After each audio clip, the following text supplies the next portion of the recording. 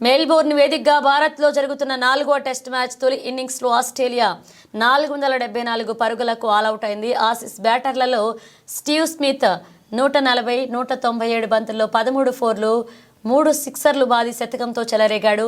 Marnus Labuschagne 72, 145 బంతుల్లో 7 ఫోర్లు, Sam కోన్స్టాస్ 65 బంతుల్లో 6 ఫోర్లు, 2 సిక్సర్లు, కావాచా 121 బంతుల్లో 6 ఫోర్లు, హాఫ్ సెంచరీలు చేశాడు.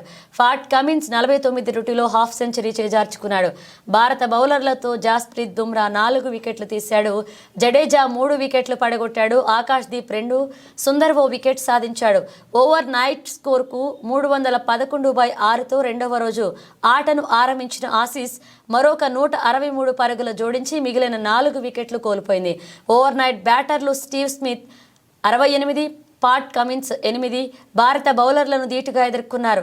స్మిత్ తనదైన శైలిలో పరుగులు రాబట్టాడు. మరొక ఎండ్లో కమిన్స్ ఫోర్లతో స్కోర్ బోర్డును పరుగులు పెట్టించాడు. 167 బంతుల్లో స్మిత్ శతకాన్ని పూర్తి చేసుకున్నాడు. టెస్ట్లో అతడికి ఇది 34వ శతకం.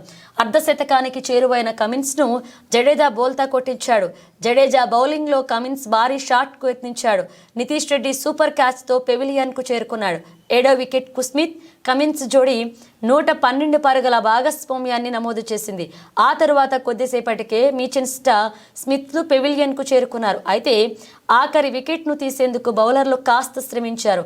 లియోన్ 13ను బుమ్రా ఎల్బీగా అవుట్ చేయడంతో ఆసీస్ ఇన్నింగ్స్ ముగిసింది. 10వ వికెట్కు బోలాండ్ 6, లియోన్ 19 పరుగులు జోడించారు.